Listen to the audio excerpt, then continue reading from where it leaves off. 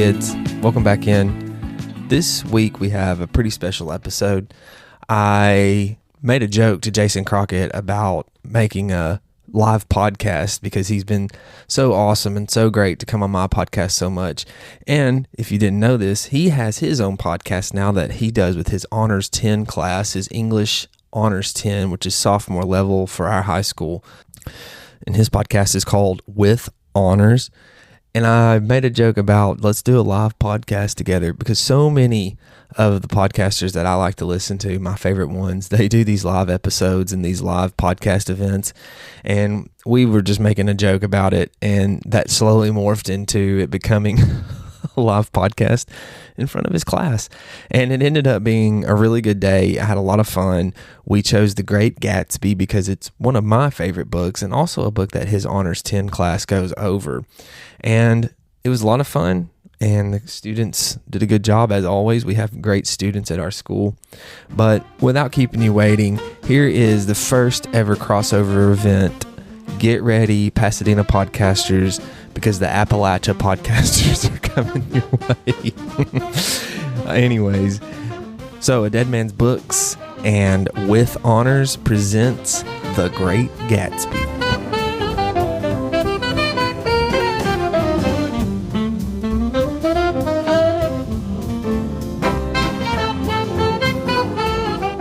I'm here today with my good co-teacher and longtime friend and not really once upon a time student. You were a student here when I started, but close. He was a student in the room next door. This is Drew Haston. And today we're going to talk about The Great Gatsby. Gatsby is a novel published by F. Scott Fitzgerald in 1925. April 10th, 1925 is when it was first published. So we're coming up on the 100-year anniversary birthday of The Great Gatsby in 9 days. 9 days. I hope you all got him a nice green light or something golden to chase after. It's the story about a guy named Nick Carraway who has decided to set out and make his fortune by moving to the big city, the bright lights and big city of New York. And he's landed among the rich and powerful in West Egg and East Egg. And he's going to make a career for himself as a stock market guy. A bondsman. And then he gets to meet, all the rich and powerful and affluent of New York, including his next door neighbor, the mysterious Mr. Gatsby, who has this gaudy monstrosity of a mansion and is only seen as a shadow at first. But then we get to hang out with other people like Tom Buchanan, and we go to parties with Daisy and Jordan Baker and Myrtle Wilson. And then we come to meet eventually the one and only Mr. Gatsby, who seems to be very involved. He seems to be very well connected with everybody, but there's also a lot that seems wrong with Mr. Gatsby too. And then it winds up being a story about love, we think. It winds up being a story about chasing your dreams, we think. And it winds up being a story about the possibility of the American dream. Agreed. You're next. Well, I like what you put here about how did it compare to more recent readings and experience with Gatsby, because you and I have talked about this a lot. The first time that I read Gatsby was when you guys hired me here, and I was teaching junior English. You didn't read in high school? No, when I was in junior English, we read Moby Dick, and we read The Scarlet Letter, which is probably my least favorite book of all time. What else? I can't remember what else we read. I just remember I did a hip hop project for Jill Delk, and I wore Marshall Milton's hat, and yeah, it was really cool. And played Brass Monkey. Yeah. So I read Gatsby for the first time Christmas break of 2018, and when I first read it, I mean, obviously you've heard a lot about the reputation of this book, and I kind of thought, man, it's okay. It's all right.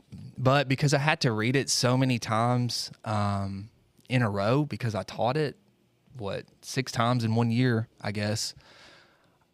There was one day, I can't remember the exact day, but I can remember the thought crossing my mind while I was reading it. And I thought, wow, this is a beautiful book. This is really well written. The message is deep. The characters are great. This is a masterpiece, And so I've loved Gatsby ever since then. It's really probably, we've talked a lot about what are our favorite books. Gatsby is up there for me. Really? Yeah, it's probably in my top 5 for sure. Yeah. I did not have that first experience. Have I ever told you all my first experience with Gatsby? I did not read it in high school. None of my high school teachers ever assigned it for me. And then I got to college and became an English major, and nobody ever made me read Gatsby in college. It was just expected you probably read it at some point in high school. And then I got to teach high school English, and my mentor teacher was our department chair at the time, Miss Gail Adcock, absolute legend, wonderful woman. Oh, yeah. And she told me that she wanted me to read The Great Gatsby because I was going to be teaching it someday, and she thought it was a fantastic work of American lit. And so I went home, and I had the book around for a while. I didn't really read it. I audiobooked it only while I was mowing the yard and got done with it because I had attempted to read it before. I had tried reading it once in college because I thought, everybody goes on about how this is the defining book of American lit. And I could only get past like the first couple pages, and I hated it. And then years later, I tried reading it again, hated it. So when she assigned it to me as a teacher, I just audiobooked it and I spark noted it. I didn't really do anything. And so then I came back to work, and she said, "Oh, what do you think is the significance of the broken clock on the mantle?" And I just blanked, thinking, there was a broken clock? What broken clock? I don't remember there being a broken clock anywhere. None of these students have ever had that experience before. I can see some of their faces. There was a broken clock in this book? What is he talking about? But then I fessed up, and she said, go read it again. So I went and actually read it. And she took time out of her day to teach me how to teach a book like The Great Gatsby. And then I got to teach it to my very first sophomore class that I had in 2009. And I read it again, and then I read it again, and then I read it again. And every time I reread Gatsby, I get a layer closer to why I appreciate this book so much. It really is an outstanding work of American lit. Yeah, I was reading it at home, and I was reading in my little reading chair, and I just outright said to the whole family, "This is the best book." Really? And then everybody just kind of looked at me like I was crazy, But it is. I really enjoyed it. I was happy to reread it. Every time I reread it, like you said, I appreciate it more. I appreciate the craft that Fitzgerald puts into it. I think that's something you and I talk about a lot on my podcast is, how about that? Oh. What an amateur. We talk about the craft a lot, how writers write, the different choices that they make, and what we like about those and what we don't like. And I don't know, I feel like that every sentence that Fitzgerald writes is meaningful, or that he's put thought into it.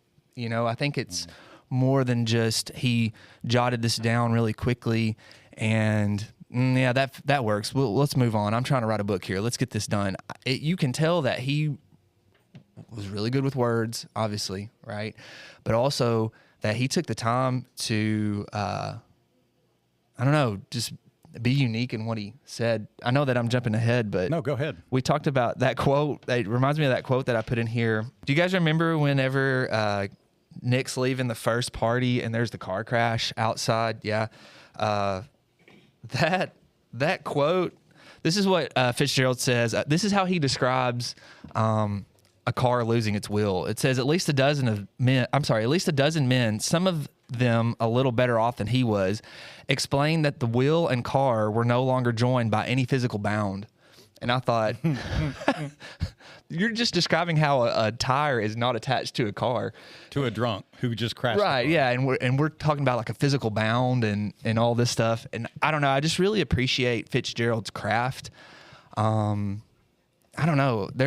I've got in my notes too, one of my favorite, I guess I can go ahead and read that too. This is whenever Nick's talking about Gatsby kissing Daisy for the first time. This has always been one of my favorite paragraphs written ever.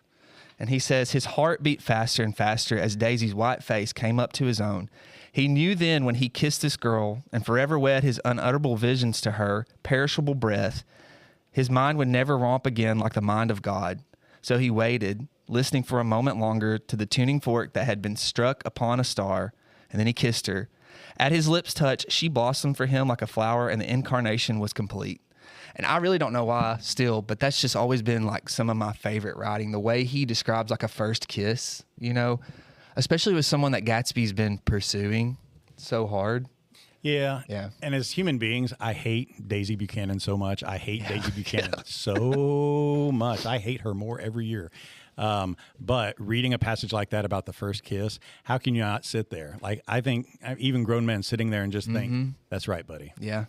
I don't think I know I did not have an appreciation for craft or style or writing like that when I began with this. One of the favorite lines for me is in the very first chapter where Nick goes across the water to the Tom Buchanan household, and he gets to come in the house, and it's that 2 paragraphs where he's walking from Tom's trophy collection into the room where Daisy and Jordan are. And I think you referenced this elsewhere in some of your notes too, where it says, "We walked through a high hallway into a bright, rosy-colored space, fragilely bound into the house by French windows at either end. The windows were ajar and gleaming white against the fresh grass outside that seemed to grow a little way into the house. A breeze blew through the room, blew curtains in at one end and out the other, like pale flags twisting them upward toward the frosted wedding cake of the ceiling, and then rippled over the wine-colored rug, making a shadow on it as wind does on the sea." You want to talk about the pinnacle of elegance, of wealth, of extravagance, and also probably an image, some sort of metaphor of their marriage, too. That frosted wedding cake of the ceiling hanging over their heads as a wedding couple. Also, I think Fitzgerald was really hungry when he wrote this because he talks about cake like 3 times in the book. So there's possibly he was just hungry while he was writing this. Yeah.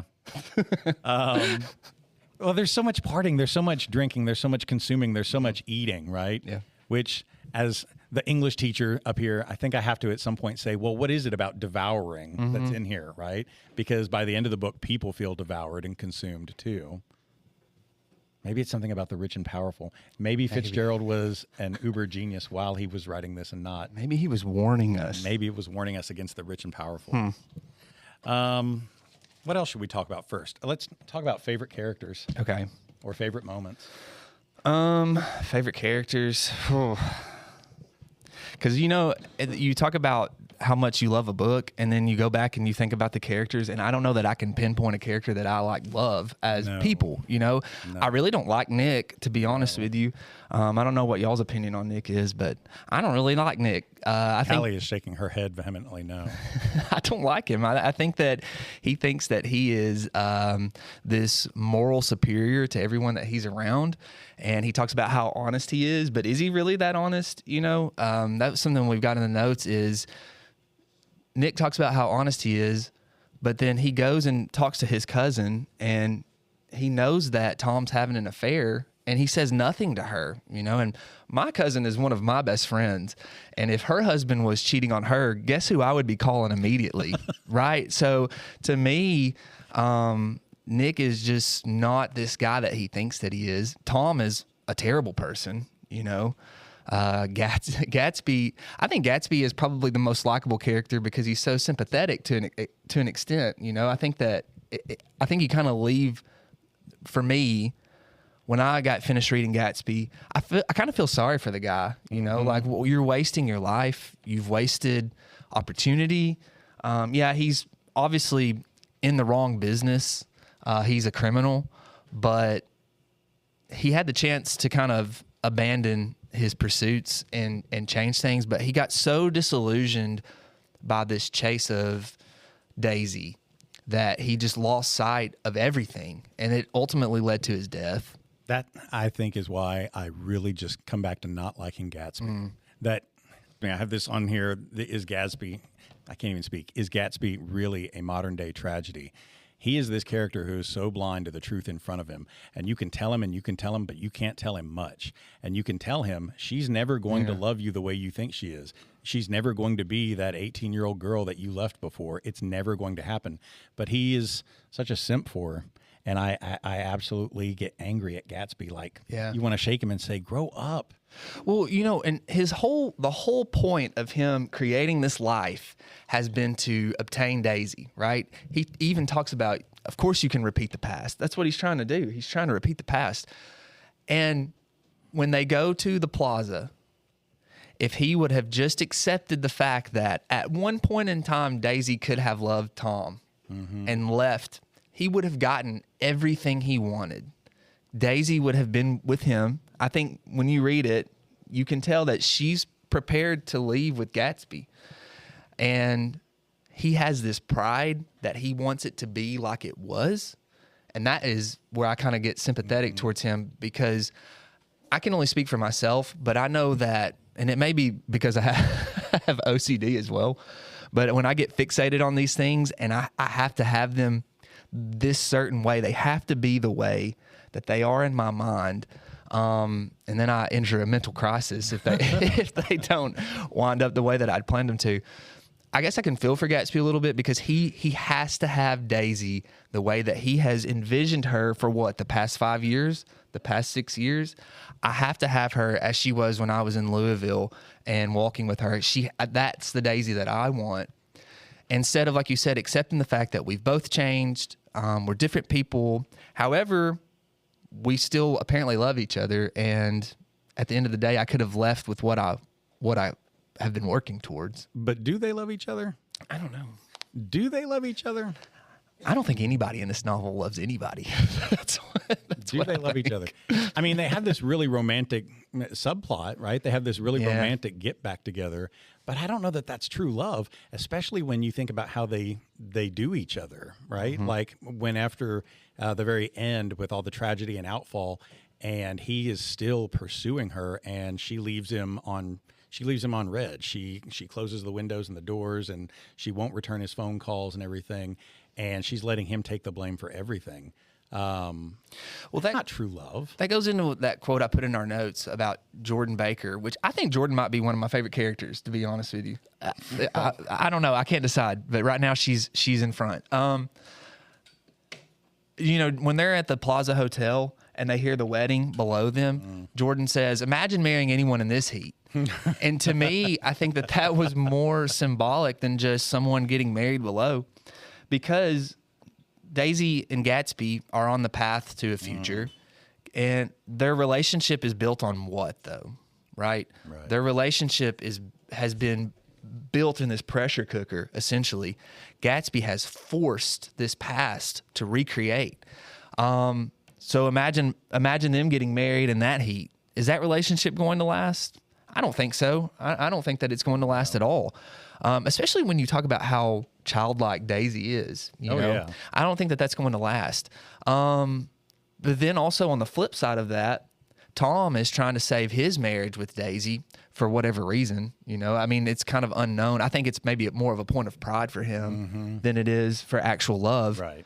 But do you guys think that marriage is going to last past this book? I don't think so. No. Oh, you don't think Tom and Daisy are going to stay together? I don't think that they will. No. Oh. Yeah. I'm pretty sure they're going to stay together. Forever? Not because they love each forever. other. Not because they love each other, but because of what each of them together are. I can see them staying together because of the society that they are in as what am I trying to say? Appearances, to keep up appearances. But it's not going to be a loving marriage. Is it really a marriage, though? Right? Like, I mean, they're there together. Tom's going to do whatever he wants to do, and Daisy's going to be at home. Because even in the Plaza Hotel, she admits to Gatsby, I did love him once. Yeah. Like, I've loved him before, but that doesn't mean she loves him now. The thing that always clinches what Daisy likes about Gatsby, this is how juvenile and infantile he is. Girls, if any guy comes up to promposal you or whatever, that's great. Guys should celebrate you. We really should. If he's this guy that's been following you around, Maddie, all through high school, and like he is just in love with you, and you know this guy is not going to happen. Your family wouldn't like it. He's cute, but you are not going to have a future with this guy. In 4 years, you see him at school, and he has been throwing these amazing parties at the frat house. He's been throwing, like big lights everywhere, fireworks, drone shows, everything. There was even a drone show of Maddie's face over Cookville, and you went to the frat party that night, and there's this guy who turns around and he's like, "Oh, hey, hello, princess, it's Maddie." And he's been there this entire time. I don't think you're going to turn around and be like, oh, that's the most amazing thing. I do love him after all. The thing Daisy, like when she really crumples, is when she's at Gatsby's house. They're having their affair, and he starts flaunting all these shirts that I have new shirts brought in here and here and here. And she's dancing and twirling in the shirts. And then she collapses into tears. But what is it that she says? You just look so cool. It's all the shirts. It's the extravagance. That's what Daisy likes.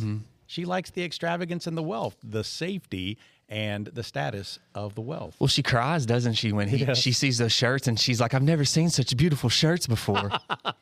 And that's her takeaway from her relationship with Gatsby is, wow, these pastel shirts are so beautiful. And even when she sees him, or when it's that day they go to the Plaza Hotel, and it's so sweltering hot, she tells him, you always look so cool. What does she say? The advertisement of like man. Like an advertisement, like the man in the advertisement. Yeah.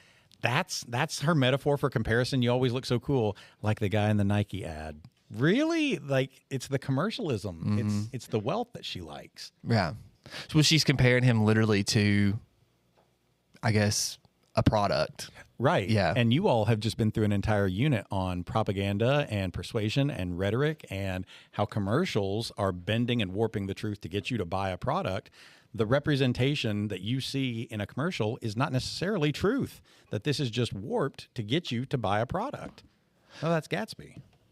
But that's something I put in my notes. We talk about how superficial Daisy is, but when she goes to that second party, she is so disinterested, you know? And you can tell that she's kind of, I don't know if she's like disgusted, but not impressed. It's and it made me think, is she deeper than Gatsby? Right? Is he like the most superficial of all these characters? Because she's so disenchanted with this party. Well, yeah, she's like that with a lot of parties, though. Even yeah, that's true. Right? I had seen this discussion thread talking about how people don't really get Gatsby, that there's so many times where they're like, I want to have a prom that's Gatsby themed. But when we like the party atmosphere, sure. But when you look at Fitzgerald's portrayal of parties and what they're really an image of, the parties are a death trip for America. So if you don't get that, then it's like you don't really get what Gatsby was about. And there was a comment about how Daisy, the women who throw weddings, that they want their weddings to be Gatsby themed, don't mean I just want to dress up in 1920s style. That if they really knew what the book was about, they would have to be like Daisy and hate their own wedding and just, I don't really care about any of it. And Tom's having an affair on the wedding day or while they're having birth. And some Stan is out front with a drone show and fireworks. I still love you. I still love you. Yeah, that's funny. I think Nick is a very sympathetic character for me, but I don't like him because what you said, he's very judgmental. Yeah.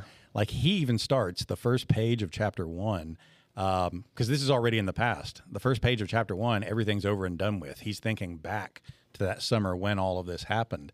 And he says, in my younger, more vulnerable years, my father gave me this wise advice that I have always tried to follow, to never judge a person till you've stepped foot in their shoes, that other people have not had the advantages you've had. And then he proceeds to spend the entire book judging other people.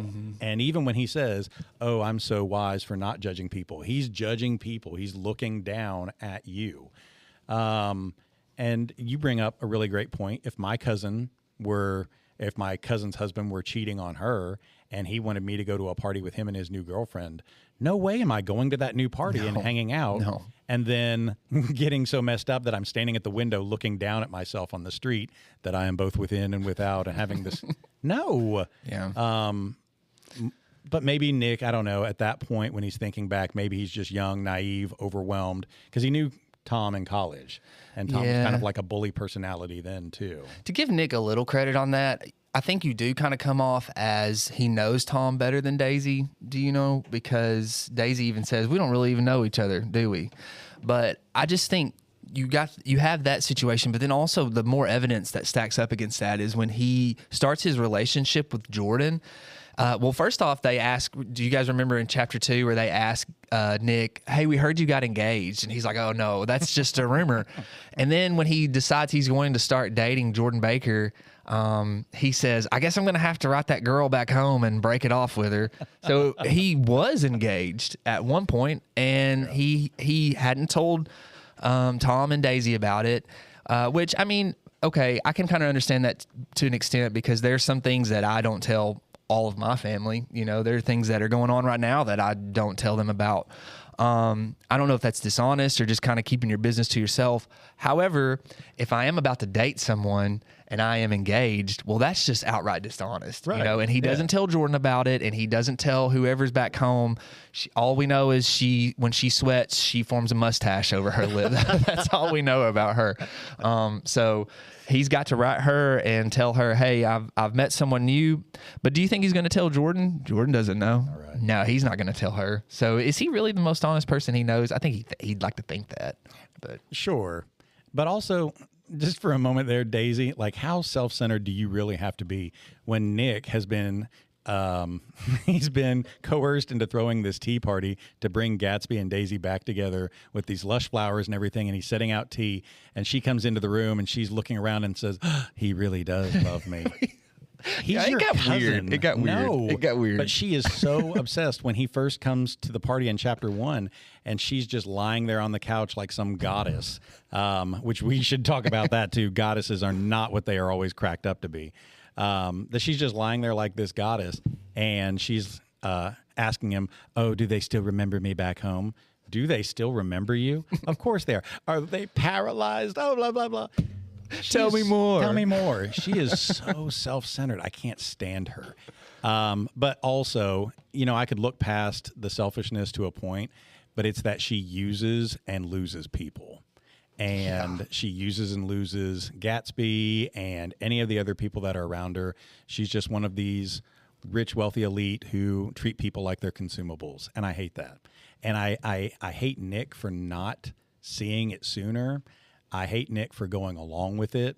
And again, I use that word simp. He simps for them. And I hate him being just a willing errand boy for it. I don't like Myrtle or George Wilson because Myrtle plays along with the lie. Yeah. And George discovers he's been lied to. And I don't know, doesn't act nobly either. Tom, corrupt, wicked. I don't like Tom. I think the only character I kind of like He's Wolfsham. No. The gangster, the racist depiction of a gangster, no, is Owl Eyes at the party. Yeah, I think that's everybody's favorite. Because he's this old drunk who's got these pop bottle glasses that kind of make him cross-eyed. But, I mean, he sees truth more than any single person around him, and then he goes and crashes a car. And, I mean, I can appreciate that. I also like the setup for his character in that he's kind of like the blind prophet Tiresias in Antigone, who can stand there and tell you, oh, no, this is true, this is true, this is true. But Tiresias doesn't have the power to stop Creon from letting everything fall apart. The soothsayer and Julius Caesar can stand there and say, beware the Ides of March, but he can't stop the Ides of March from happening. And Owl Eyes, standing in the room in the library, says, ooh, these books are real.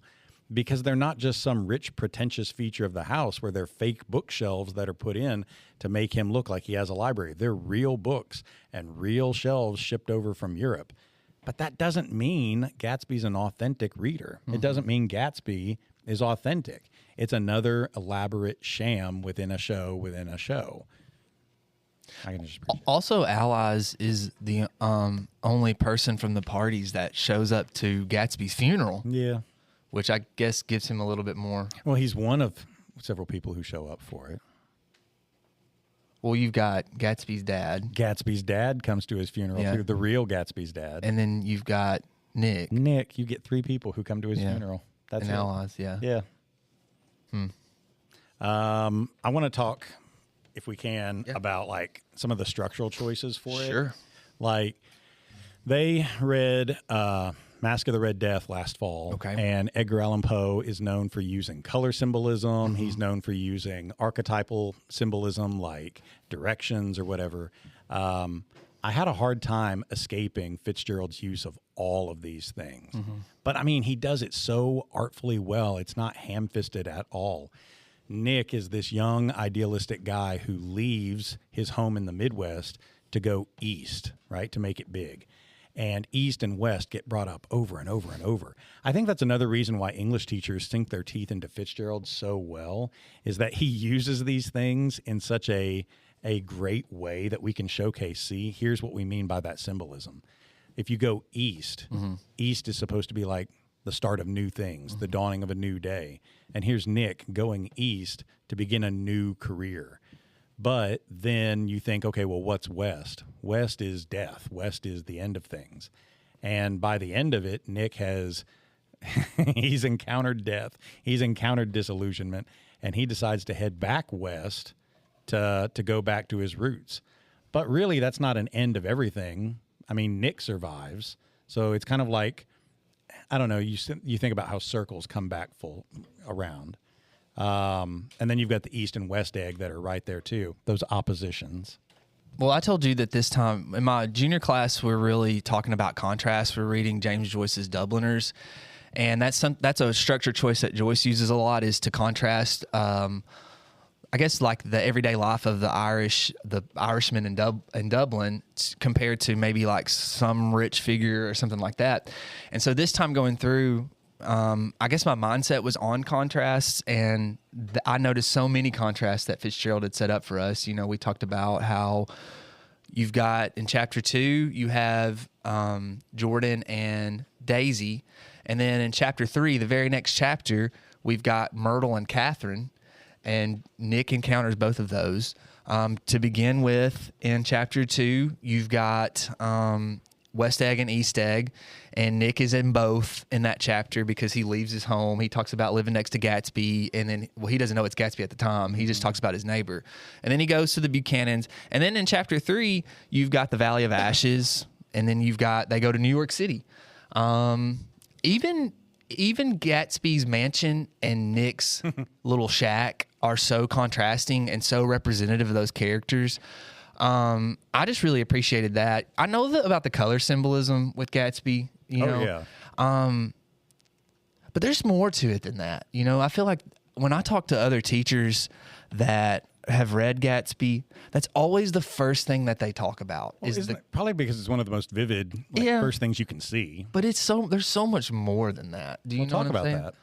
Well, Give an example. Well, I think like talking about Nick and Gatsby's houses next to each other is one example, because when you think about their houses, what is Gatsby's house designed for?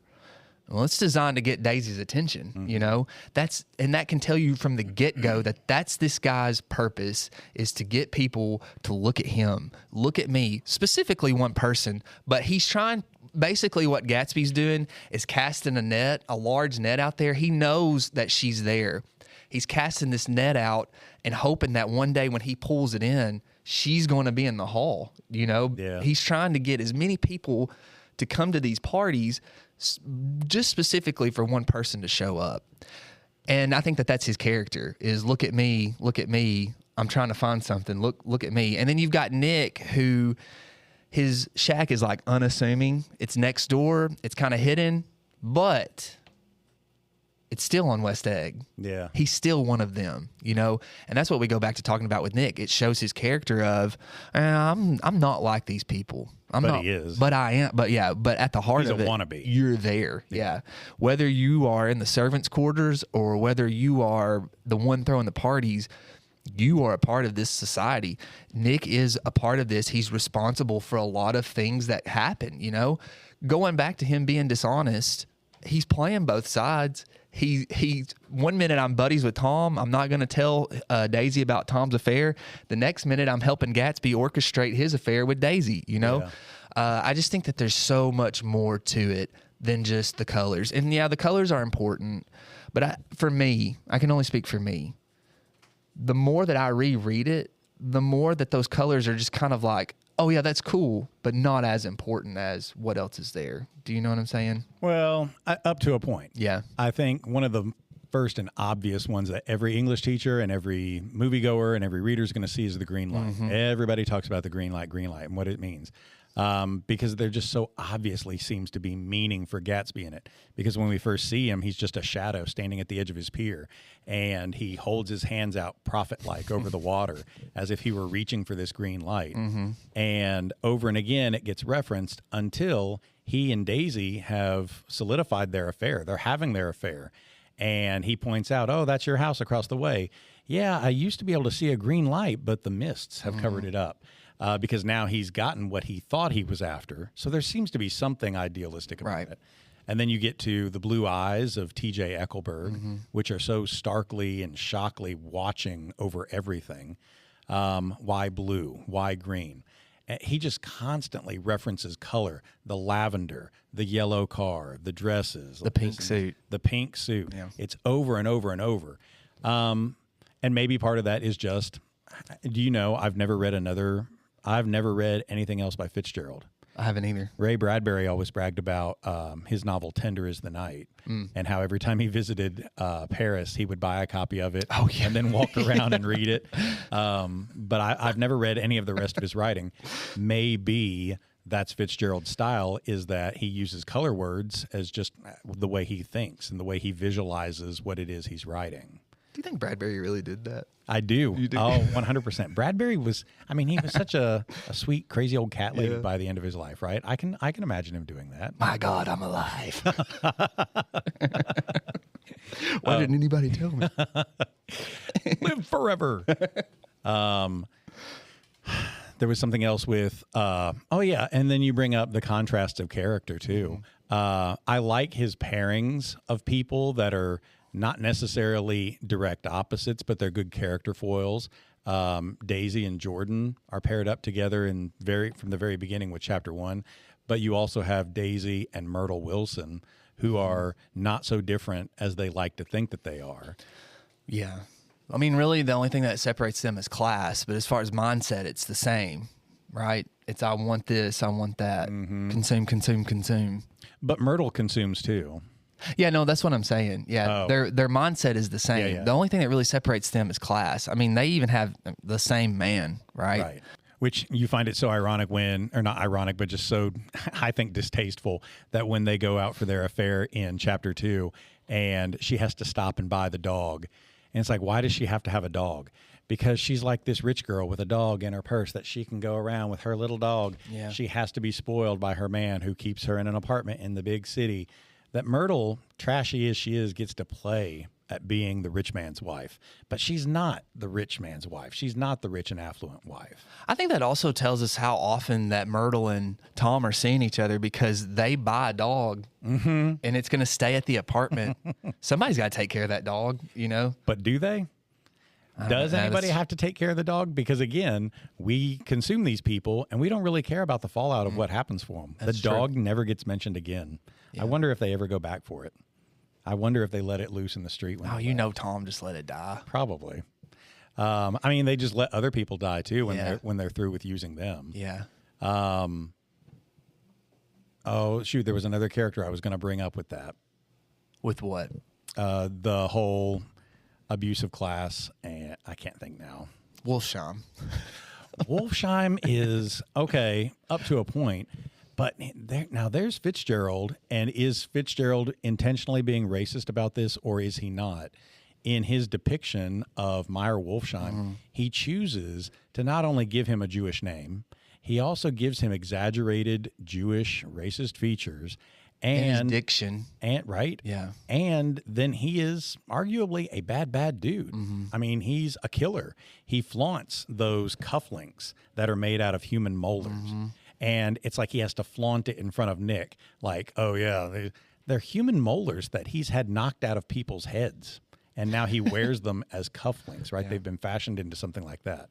So he's like Tony Soprano, who also throughout the show is struggling with, am I a racist Italian depiction of people?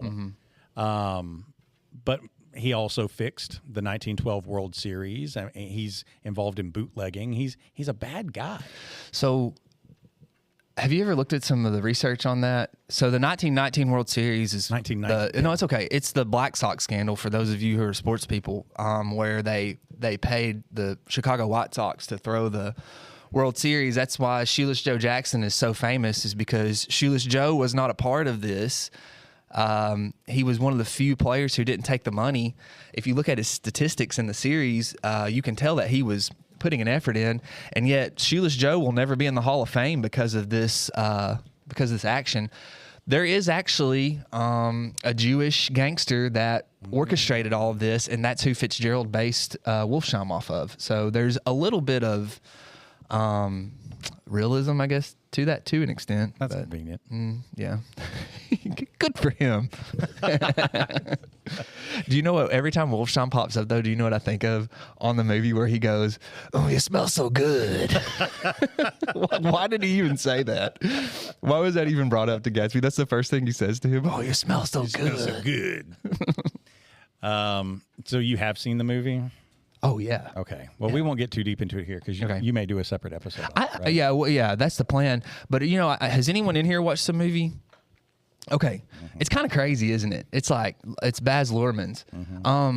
But I think it was perfect, to be honest with you, because it depicts the craziness of Gatsby's parties. You can tell that this stuff is like outlandish and out of control, and that's Gatsby. You were talking about that scene when Nick first meets Daisy. I cannot read this book in chapter 2, and that's not the scene that's in my head, because I think he depicts that perfect. There's curtains flying everywhere, and the wind's blowing, and it's the sun's shining through.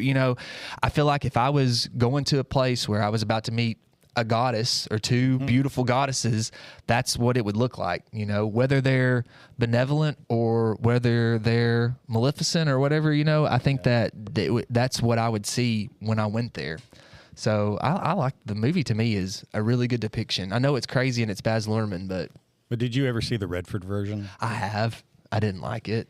I didn't like it either. Now, Gail always loved it. Everybody else I talked to always loved it. And Redford may be what he is, but I never found it very engaging. I feel like that was also part of my assumption of why the book would be so boring, is because I felt bored by the movie. Yeah. I think that goes into what we've talked about a lot, though. Is that a product of the time that it was made, though? Sure. Yeah, because it was made in the 70s? Yeah. Yeah. And Abby here was telling me that there's a Broadway version that we should be watching. Oh, okay. And it's just called Gatsby. Is it Gatsby on Ice? What is it? Gatsby on Ice. It's just The Great Gatsby. Okay. So we need to look up the Broadway version of it, too. I would like to see She Gatsby says the on soundtrack Ice. is really good. I would watch Gatsby on Ice. I would watch that. With owl eyes swinging around, dumbling around. And then a big yellow car comes, woo, Yeah. sweeping around the ice. That would be cool. Fireworks. Well, The Great Gatsby is on what is it called? Public domain. It is now. Yeah. That's right. So we could create that. That's right. Gatsby on Ice. And then he gets shot at the end and he falls through the middle of the ice into a pool. And he's gone. Yeah. The end. The end. Thanks for coming, kids. Yeah.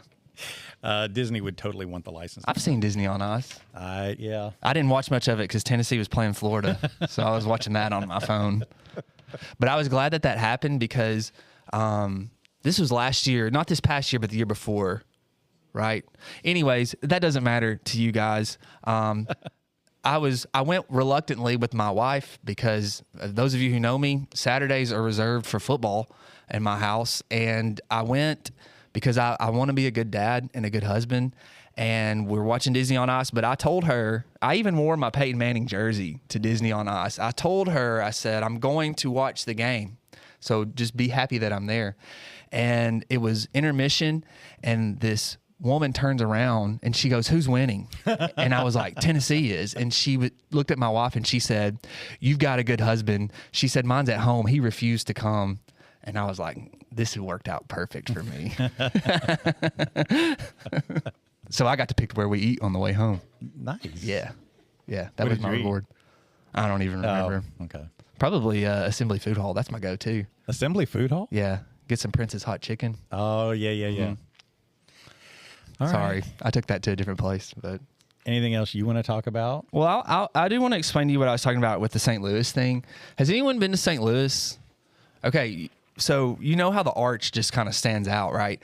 When Nick is riding with Tom to New York, and he talks about the city seen from the Queensboro Bridge is always the city seen for the first time, it always reminds me of going to St. Louis. I cannot believe that my parents let me do this. When I was 18, my friend and I were in his room one night, and we hatched this plan. We're huge baseball guys, and we hatched this plan to go watch the Cardinals play, because St. Louis we were told, was this baseball mecca, and it is. If you've ever been, they're baseball crazy there.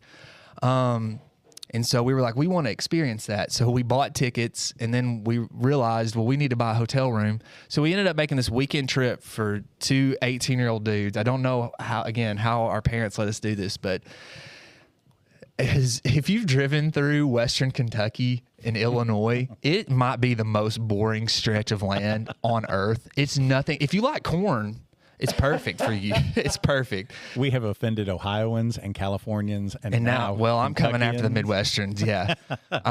There's a place called Nashville, Illinois, and don't let the name confuse you. There's nothing there. We stopped to get a snack at the McDonald's, and if I can ever show you guys, I would love to, because I'm not exaggerating. It was a McDonald's and cornfield. That was it. And if you go on Google Maps and look, it's literally McDonald's and cornfield. Okay. Anyways, that's my rant on the Midwest, but which is where Nick's from. Like, this is where all these people are from. No wonder they're so awful. They just look at corn all day. Okay. Anyways, I can really get on to some rants about corn in the mid. Okay. I'll continue. So we're bored. We get to joking like, oh, I bet we can see the arch from here. You know, it's like Jack and Fabrizio on Titanic. Where I can see the Statue of Liberty. We're joking. I bet I can see this arch from here. And there's a part where you come around this curve on the interstate, and there's like a line of trees. And once we eclipse those trees, I was like, this is not an exaggeration for a story. I go, I bet you can see the. And there it was. And I mean, you can see it for like, 5 or 10 miles, you know? It is just so odd to see. You see it on TV. It's kind of like the Grand Canyon. If you've ever been to the Grand Canyon, it literally will take your breath away. It is so big. You think, oh, this is just a hole in the ground. And you've seen pictures of it. You see pictures in the arch on TV, and it's the same. But then when you go see it in person, it's just so weird, you know? It's so odd. It's the tallest thing in St. Louis. You're in this just flat stretch of ground, and you can see this spaceship type thing, you know? And so that reminded me of that, because I can remember how weird that looked and strange and new. And then I took my wife, when we first got married, we went to watch the Braves play the Cardinals, and the same thing happened. You come around those tree lines, and there's the arch, and it was just so still, just like, this is so odd and new. And then we went to this Christmas thing that they had at Anheuser-Busch Brewery, and we come around the tree line there, and there was the arch, you know, and it's just so weird and new. There's never been a time that I've gone to St. Louis and not been enamored at the arch, you know, just so odd, and it just feels so new. The Grand Canyon, the arch, yeah. And it just reminds me of that line that Nick says, because I get that, you know, when he's like so excited to get there, and which St. Louis is okay, but just that feeling of seeing something odd and new, you know, that reminded me of that a lot. You're like bringing up that quote, you know, I've never been to St. Louis. I have been to New York, but it's like the big places that I've been to, I don't really remember having that big feeling of seeing the city for the first time all over again, except for one place. Cincinnati, Ohio. Oh, wow. And right. Okay. Wow. I'm telling you, as a guy who had to drive back and forth between Tennessee and Ohio my entire life because my parents were divorced, every time you come through Covington, Kentucky, and around that curve, and then suddenly there's Cincinnati laid out before you, it is an amazing shot of the city every single time. Coming south from Columbus, when you come into it, you just suddenly, ta-da, you're in Cincinnati. And I've never been off the interstate to actually go into Cincinnati. I mean, you got a lot of sports franchises that are there, right? Knowing you, though, you're just trying to get out of Ohio as fast as you can. As fast as I can to get away from corn and all these Ohioans. Is anybody from Ohio in here? You never know anymore. Are there any Ohio kids? Sorry. Bless. We've got California. Kind of. We've got California. Any other California in here? No? Any Kentuckians? Was there any Kentucky around here? Okay, so we've only So offended we're one safe. California, We're safe. and she loves us anyway, so we're good. We've Right. not said anything bad about California in this one. Not in this one. Not in this That's one. true. That's true. Okay. Okay. Well, anyways, we're going to get canceled, and this is our last podcast, so it's been a lot of fun, guys. Our farewell tour. Anything else you want to talk about before we ask from them? I don't think so. What about you? We want to turn it over to the outer circle now, and I would love to hear some questions from you all. So I wanted to talk about the eyes of T.J. Eckelberg. But what do you want to say about it? The connection that I drew, the metaphor from it oddly came from Gravity Falls. Okay. You know the show? I'm very familiar with the show. They released a book called The Book of Bill. Yes. And it's just terrifyingly Do you know random the all show? time. No. Oh, my God. But anyways, The Book of Bill. That's right. yes. It's a demon, by the way. Oh, okay. It's just called... My daughter named her baby doll Bill, just FYI. So Right. we've got to Oh, walk nuggets. around with baby Anyways, Bill. Yeah, the book is inherently random at all times, and Full of literary merit. yeah, and in the middle of it, Bill just decides that he's fed up with you and turns the book into The Great Gatsby for like 2 or 3 pages. Oh, okay. And so I was wondering what that was meaning, but Bill himself is based off of what's seen on the back of the dollar bill, the all-seeing eye. Oh, yeah, The the triangle with Illuminati. the eye on it. The all-seeing eye with God's eye looking through. That's what I thought of T.J. Eckelberg. Well, so often in the book, the connection is that it's not God's eyes, but references to God get made in connection or in distance to it. Even at the end, when George Wilson has figured out that his wife is cheating on him, he's pointing up at the eyes of T.J. Eckelberg and says that God sees everything. God sees all, right? I know it happens that way in the movie, but that's the reference, is that God sees all. And Fitzgerald numerous times references the eyes of T.J. Eckelberg up above, looking down on all of us. And we never get anything explicitly from Fitzgerald saying, yeah, I meant for that to be a symbolic eye of God. But I mean, how do you not treat it in the same kind of all-seeing eye? But if it's like so many other aspects in the book, like Nick is both within and without. He's a watcher who can't really shift what's going to happen in the book. He's a helper, but he doesn't really change or stop or promote anything that's happening in the book. Nick is a watcher. Owl Eyes is a watcher with his pop bottle glasses and his drunken view. There's so many different people who are watching what's happening in judgment. Somebody's always watching. Somebody's right? always Someone is watching. always watching. In this case, it happens to be an optometrist. Right? Who's a vacant optometrist. Yeah, we never see him in the book. You and I were making kind of like this joke, this reference at the end of the Road episode that you just came out with, how you were talking about quotes like "There are no God spoke men left," and they've all taken, and how Cormac McCarthy is so often trying to invoke this religious connotation into his work.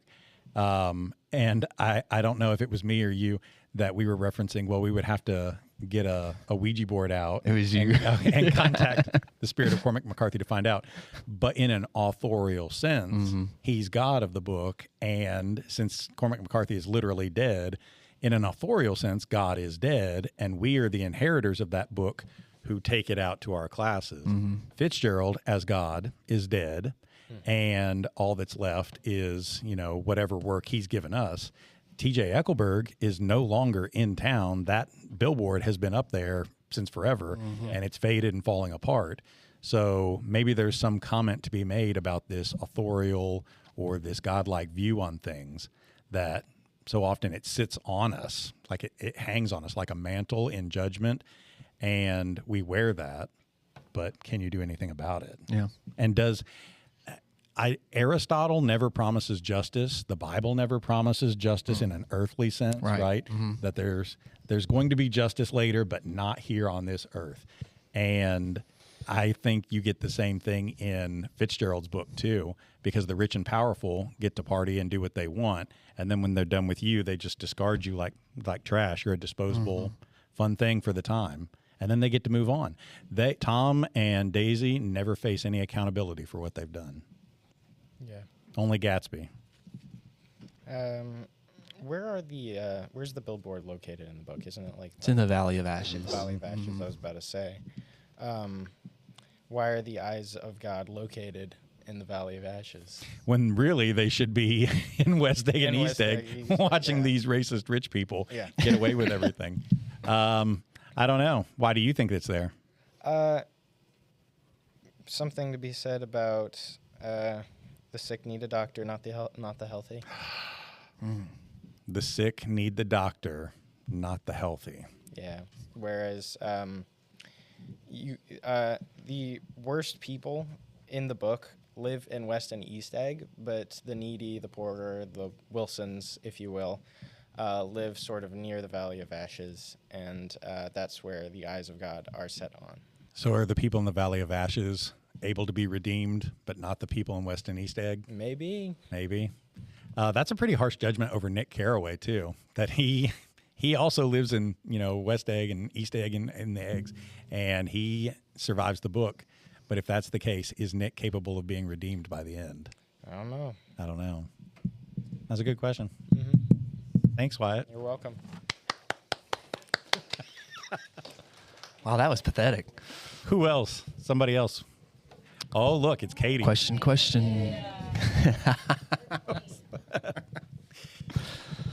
So do you really think Daisy really loves anyone, looking at her mother figure type in the book? Well, what do you think? I think no. Why? Because really she's only mentions her daughter twice. When she's sleeping, and the second. Did you all know that Daisy has a daughter? You do know that, right? Because sometimes kids come to class and they're like, "What? She has a kid?" Yes. And the second time is when Tom invites Gatsby, Nick, Jordan, and Daisy all to dinner, and they're eating outside. That's right. The daughter pops up, and Daisy says, "You can go now. I just wanted to show you off." And that scene really shakes Gatsby when she brings. Do you remember the daughter's name? No. Pammy. Oh, I was gonna get Oh, anybody. I'm sorry. There's a chance for me to show off. Yeah, Pammy. She brings Pammy out, and I mean, she's not really a good mother figure at all. But sometimes kids are like, "Look, she doesn't even take care of her kid." That's a status thing, though, because she and Tom are real filthy rich, and the nanny takes care of the kid when you're below a certain age. That's the European tradition that they've brought over. So no, she's not being a motherly figure there. But it really shakes Gatsby up when he sees Pammy. And I think it's because Pammy's the living manifestation that she and Tom in some way did love each other, even if it was just once, right? There is a living bond that you can't just pretend, well, she never loved him, because they have a child together. You can't, there's no take backsies, right? Yeah. Pammy. But of course, what does she spend all her free time doing? Partying, chasing after other men. And there are certainly mother figures that are like that. But I don't think that they often get referred to as good mother figures, right? Yeah. I brought up the whole goddess bit, right? Where I did not watch Wicked this weekend, but my wife did. And I happened to walk through the room at one point when Ariana Grenade was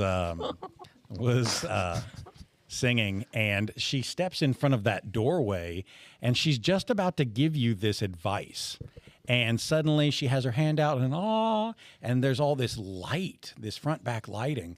And even the window behind her in the shape of a circle beams up. And she's literally standing with this halo around her head as if she is some wise goddess on the scene. But Galinda or Glinda, right? Either Galinda or Glinda, she does not have the authority to give you good advice, right? She winds up not being such a heroic figure in here. So just because Daisy's rich and powerful, just because she's a mother, doesn't mean she's a good one, right? Yeah. Right. Daisy just loves stuff. And shirts. And Yeah. shirts. And cool advertisements. Yeah. She likes attention. She loves the attention, right? Yeah, cool. Thank you, Thank you. Katie. We got time for one more. Don't let the show down. She's been writing a lot of notes. I know. Yeah. I know. She got lots to say. What's your question? Oh. She already knows everything about this book. Oh, okay. She knows everything about it. Expert. Fitzgerald expert. Real quick before we finish up today, Coach Haston and I always rate these books on a scale of 4 to 5 or 1 to 5. Your Goodreads scale. 5. You're a 5 with this. Yeah. I'm a 5 with this too. 1 to 20. 1 to 20. I'm gonna have to say a 19, only because it's not a book I would reread on my own, just because I reread it so much during the year. Yeah. But if you're talking about quality of literature, story, whatever, it's a 19. I've got it at a 19, and I really wrestled with this because I wanted to put it at a 20, to be honest with you. And that's something we talked about with Aubrey. Have we ever done a 20? Not yet. 20 out of 20. Other than the Bible. Yeah, the Bible is a 20 out of 20. I don't know, though. I don't know if there's elements that I didn't like about it. I'm afraid to give it a 19 or a 20 outright, so I gave it a 19. Yeah. Whether that's fair or not. What about your McKay's scale? How much would you pay for this at McKay's? I want you to go first because I still am undecided. Oh, if it's a paperback or whatever, I'm Yeah. not paying anything because I have a billion copies of it here. Okay, right? we got to take that out of the picture, though. Yeah, If you've this never were a owned good it. hardback copy of it, Yeah. I'm going to pay probably $15 or something for a good hardback copy of Wow. it, I think. $15 for a hardback. Like, it's a skinny book, so if I found a good quality Yeah. hardback At McKay's? at McKay's, I would pay $15 for a good hardback for this. Wow. What was your For a ballpark? hardback? Yeah. 10. Oh, no, I'd pay 15. Wow. I'd pay 15, and then I'd pay somebody else to do an authentic F. Scott Fitzgerald signature in the front of it. And that way I could always have the deniability. I didn't do that. How much was yours? Do you know? 21. I know it's not that much on Amazon though, because I saw that. Yeah, it's like $15. So you'd buy a used one of that for $15. Maybe not that cover, but yeah. Yeah. Hashtag judging you. Hashtag judging you. No. I love the color. I just feel like I'm gonna need to be delicate with that copy. I feel like, because it's so pretty. Yeah. Oh wow. Oh yeah. Look at that one. Very artful with blue. Is that blue pages? Wow. Color symbolism matters. I'm looking for a copy. When you open it, a green light shines the entire time. Okay. I'd pay 20 or 25. I for would that. pay a lot of money for that if someone invented that and it just glowed green the whole time. You'd probably get radiation cancer from that, but I think I would pay for a paperback probably $6 or $7 for Gatsby. Yeah. But I'm really stingy, at McKay's. This is my favorite rating system because when you go back and listen to us talk about it, I'm always so taken aback by your prices at McKay. Really? Maybe it's because I'm not as cheap as I think I am, and that I do spend a lot more than I think I should. I don't know. It's funny because every time you're like, $15, and I'm always like, oh my gosh, what? That's too much. But my wife would probably back you up on that and be like, wait, you spend way too much, Jason. You spend way too much. Well, it's like I said, when I go to McKay's, I'm trying to get as many books as possible, you know? So. Well, thank you for being on my show today. I appreciate you. This was fun. And thank you for having me on your show. Yeah, thanks. Today. Yeah. This is the first cool collab. Crossover episode. We're going to have to laugh. I like how live forever.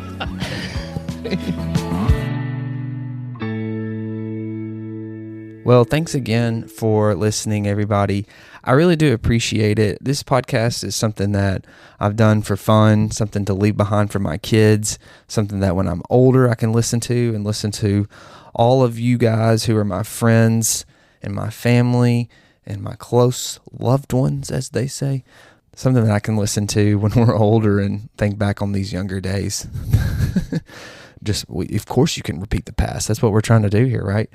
But I really do want to say thank you for listening and taking time. It really does mean a lot.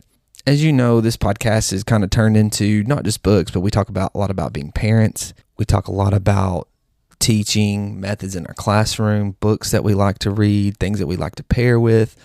It's just turned into this really fun adventure. And I just wanted to make sure that I was inviting all of you along, I guess, the proper way. I want to encourage you to read along with us. So I thought I'd let you know kind of what we've got coming up in the next few weeks. This might be subject to change.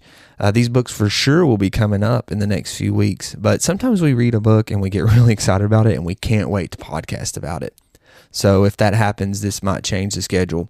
But I just wanted to let you know this is what's coming up. Next week, we're going to be doing Indian Killer by Sherman Alexie. The following week after that, we are doing All the Missing Girls by Megan Miranda. We've got All the Sinners Bleed by S.A. Cosby coming up after that. We've got a book called Between Two Fires that Jason and I have read together that we're going to be reviewing. After that, we're going to kind of get into some historical fiction. We're going to talk about John Williams' Butcher Crossing. We're going to talk about Dennis Johnson's Train Dreams. I've got a couple podcasts I got to do with some of my students over Jack Schaefer's Shane. So those will be coming up in the month of May. And then in the month of June, we're going to cover all of Charles Frazier's novels, and starting on the first week of June. So if you haven't read Frazier, or if you are interested in it, or if you have read it and want to reread it, we're going to go in order. We're going to start with Cold Mountain, 13 Moons, Night Woods, Verena, Trackers. And I'm really looking forward to going over those. So if you want to read along with us, that's what we've got coming up here soon in the next couple of months. Also, guys, if you want to be on the show, I would love to have you. So just shoot me a text. If you've got my number, send me a text and let me know a book you want to talk about. If it's a book I've not read, I will read it and we will talk about it. And I think we'll have a good time. I've not had anybody come on here yet to say that they've had a bad time. So I think it'll be fun. Anyways, I'd like to have you guys on. Those of you who are listening, like I said, shoot me a text. Let's get something worked out. It'll be a lot of fun. In the meantime, I hope you enjoyed the books. I hope you try one of those out and can listen along and read along with us. And in the words of Electrico, live forever. Thanks again.